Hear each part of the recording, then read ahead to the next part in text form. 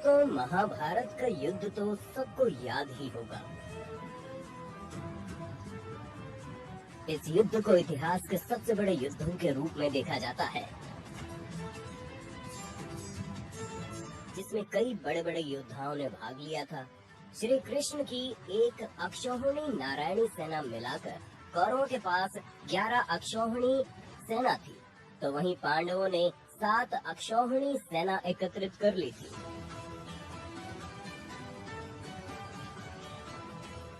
बता दें, महाभारत के इस भीषण युद्ध में करीब 50 लाख से ज्यादा लोगों ने भाग लिया था।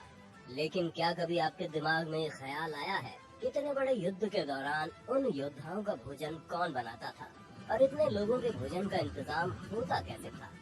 आज हम आपको अपनी वीडियो में महाभारत के इसी रहस्य के बारे में बताने वाले हैं।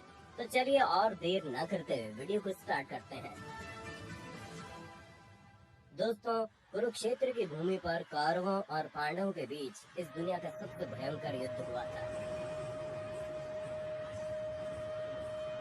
जिसे हम सही मायने में विश्व का प्रथम युद्ध भी कह सकते हैं। तो इस युद्ध में भाग लेने वाले हर एक योद्धा, चाहे वो कौरवों की तरफ से हो या पांडवों की तरफ से, सभी यही चाहते थे कि वो युद्ध जीत जाए। महाभारत के इस युद्ध में शायद ही उस समय कोई ऐसा राज्य था जिसने इस युद्ध में भाग न लिया हो।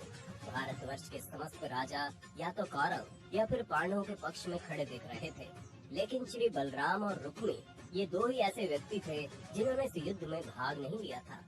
उनके अलावा एक राज्य ऐसा भी था जो युद्ध क्षेत्र में होते हुए भी इस युद्ध से दूर था, और वो था दक्षिण का राज्य उडुपी।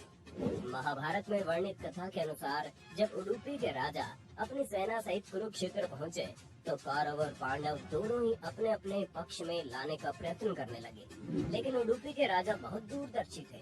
उन्होंने श्री कृष्ण से कहा, हे माधव, दोनों ओर से जिसे भी देखो युद्ध के लिए व्याकुल दिखता है, किंतु क्या किसी ने सोचा है कि दोनों ओर से उपस्थित इतनी विशाल सेना के भोजन का प्रबंध कैसे होगा?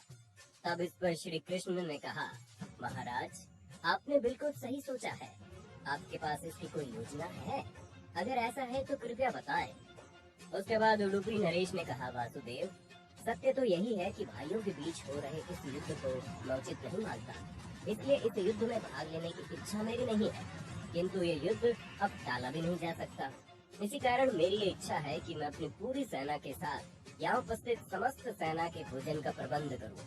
राजा की इस बात पर श्री कृष्ण ने मुस्कुराते हुए कहा, महाराज, आपका विचार अति उत्तम है। इस युद्ध में लगभग 50 लाख योद्धा भाग लेंगे, और अगर आप जैसा राजा उनके भोजन के प्रबंधन को देखेगा तो हम सभी उस ओर से निश्चिंत ही रहेंगे। अतः मेरी आपसे प्रार्थना है कि आप अपनी सेना सहित दोनों ओर की सेना के भोजन का प्रबंध करें। इस तरह उडुपी के महाराज ने सेना के भोजन का प्रभार संभाला। पहले दिन उन्होंने उपस्थित सभी योद्धाओं के लिए भोजन का प्रबंध किया। उनकी कुशलता ऐसी थी कि दिन के अंत तक एक भी दाना अन्न का बर्बाद नहीं होता था। जैसे जैसे दिन बीतते गए, योद्धाओं की संख्या कम होती गई। दोनों ओर के योद्धा ये देखकर हैरान हो जाते थे कि दिन के अंत तक उडुपी नरेश केवल उतने ही लोगों का भोजन बनवाते थे जितने वास्तव में युद्ध के बाद जीवित होते थे। किसी को समझ में नहीं आ रहा था कि आखिर उन्हें ये कैसे पता चल जाता है कि आज कितने योद्धाओं की मृत्यु होगी। इतनी विशाल सेना के भोजन का प्रबंध करना अपने आप में एक आश्चर्य था, और उस पर भी इस तरह कि अन्न का एक दाना भी बर्बाद न हो, ये किसी चमत्कार से कम नहीं था।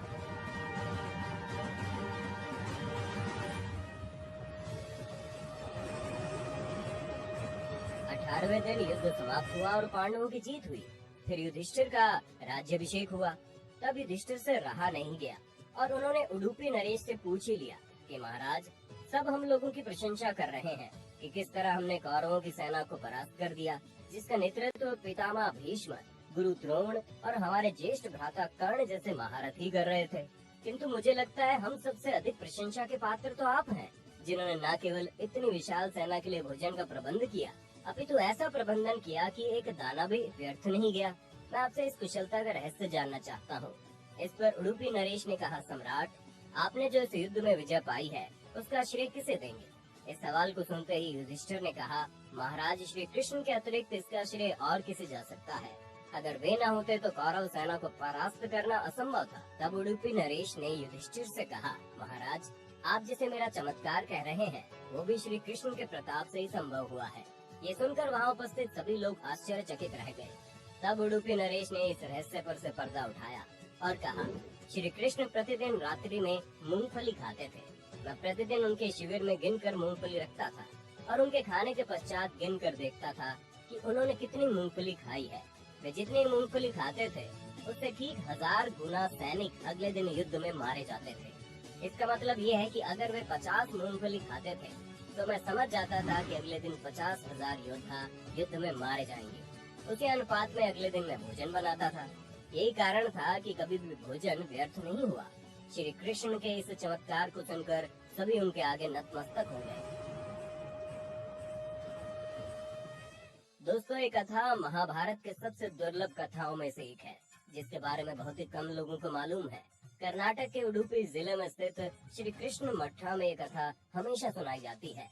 साथ ही ये माना जाता है कि इस मठ की स्थापना भी उडुपी के सम्राट द्वारा ही करवाई गई थी, जिसके बाद में श्री माधवाचार्य जी ने आगे बढ़ाया था इसे। तो दोस्तों, आपको ये जानकारी कैसी लगी? साथ ही क्या आप भी ये कथा पहले से जानते थे? हमें कमेंट बॉक्स में बताना। अगर आपको हमारी आज की वीडियो पसंद आई हो तो वीडियो को ज्यादा से ज्यादा लाइक करने के साथ साथ इसे अपने दोस्तों और रिश्तेदारों के साथ शेयर करना ना भूलें। साथ ही अगर आप हमारे YouTube चैनल पर नए हैं तो चैनल को सब्सक्राइब जरूर करें।